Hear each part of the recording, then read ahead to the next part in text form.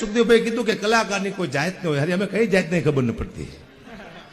કઈ જાત જાત જ નથી. તો હું ગોતું છું જેથી ખબર પડશે હું તમને કહી દઈશ બધાને. જાત તો હશે અમારે, આવ તો નહીં હોય કજાત તો અમે. હું ઘણા ટાઈમથી એક દુઓ સાંભળતો હોઉં જમતભાઈ કે જબ તુમ આયો જગત में જગ હસે તુમ રોય, એસી કરણી કર ચલો કે તુમ હસો જગ રોય. આ દુઓ સાંભળ્યા પછી મને અવારનવાર વિચાર આવે કે એવી તો કઈ આપણે કરણી કરીને અહીંથી વયા જઈ, એવું કયું કામ કરીને આપણે આ દુનિયામાંથી વયા જઈ તો આપણે હસતા હસતા મરી જઈને લોકો રોતા હોય.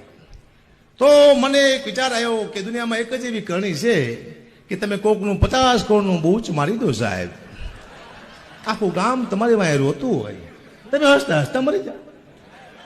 આનાથી કોઈ મોટી કરણી છે જ નહીં. હું તમને મારી પાસે પ્રમાણ હોય તો જો બોલું, પ્રમાણ વિના કોઈ બોલતો નથી. કારણ કે ટાટા વાળાએ 1500 કરોડ રૂપિયાનું દાન કર્યું કોરોનામાં. મને કે અગુપા તમે એમ કીધું મારી પાસે 100 કરોડ રૂપિયા છે, તમને શરમ નો આવી? મેં તો આવી હતી. શરમ આવી એટલે 100 કરોડ કીધું. હું તો 500 કરોડ કહેવાનો હતો, પણ મેં તો આટલું બધું પબ્લિક સહન નહીં કરી શકે, આપણે ઓછું રાખો એટલે 100 કરોડ રાખ્યા.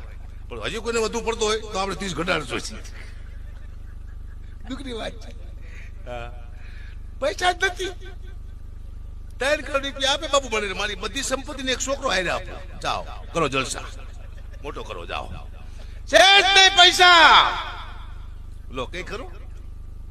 હવે મને હવે મેં કીધું 100 કરોડ બાપુ.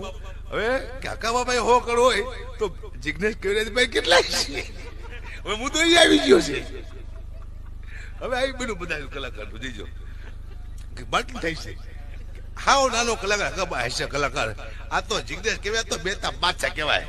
પોઠિયાને ભગવાને કીધું નીચે જા અને બધાને કહેતો હોય કે 3 વાર ના 1 વાર ખાય. પોઠિયું નીચે આવ્યો ને ભૂલી ગયો, 3 વાર ખાય 1 વાર નાય, આવું બોલી નાખ્યું. પણ કદાચ પોઠિયો સાચું બોલ્યો હોત કે 3 વાર ના 1 વાર ખાય તો દુનિયાની હાલત શું થાત? ખાવાનું હોત ને નાવાનું હોત. મહેમાન આવે, આવો નહીં લો. હું નહીં તારી માને સમજો પહેલી વાર આવ્યું ના પાડતો લાવો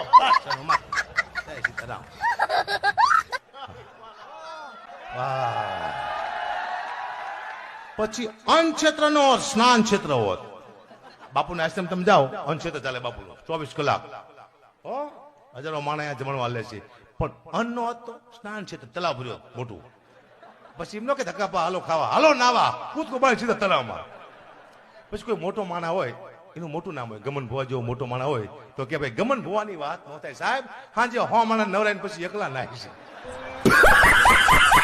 મારી સોસાયટીમાં કૂતરું હડકાવ્યું થયું હમણાં. અમારા બાજુ ધંભા રહે છે, લાકડી લઈને નીકળ્યા બહાર, એક મારીને હડકાયા કૂતરાને મારી નાખ્યું. 2-5 હાજર બેઠા હતા એને મારી નાખ્યા. મેં ધંભા આ હડકાય ભલે તમે મારી નાખ્યું, આ હાજાને કેમ મારી નાખ્યા? મને કે હારા હોય તો હડકાયા થાય નહીં કેવું એમ કઈ મારી નાખ્યા. મારા અહીંયા 10 વર્ષે દીકરાનો જન્મ થયો હતો. હું ખુશ થઈ ગયો. દીકરો આવે ને તાત્કાલિક કોઈ ખુશ ન થતા, ના કે જો એવું અકર્મી નીકળે ને ખાવા ધાન ન રહેવા દે. મારા દીકરો આવે હું ખુશ થઈ જઈને હું મારા દીકરાને જોવા ગયો દવાખાને તો નર્સ મારા દીકરાને હાથમાં લઈને બેઠેલી. મેં કીધું બેન બતાવો, તમારો દીકરો બતાવો. મને કે બાપુ 1000 રૂપિયા આપો તો બતાવું કે. મેં કીધું કામ કર તું મને 500 રૂપિયા આપ, દીકરો તું રાખ કીધું. કે મારે શું કરવું? મેં કીધું લાય મારો છોકરો. કે બાપુ હું ખુશી ના માંગુ છું. મેં હું તારા બાપ કોકના ઉછલા લઈને આવ્યો છું. દાય દીધો. પછી હું કુંભ રાશિ આવી ની ગ અને સ માથે નામ પાડવાનું હતું. મેં ગ માથે ગબ્બરસિંહ પાડ દઉં. મારા મામા કે ગબ્બરસિંહ નો પાડતો. મેં તું કેમ? કે મોટો થઈને તને એમ કહેશે કે તેરા ક્યાં હોગા કાલિયા તો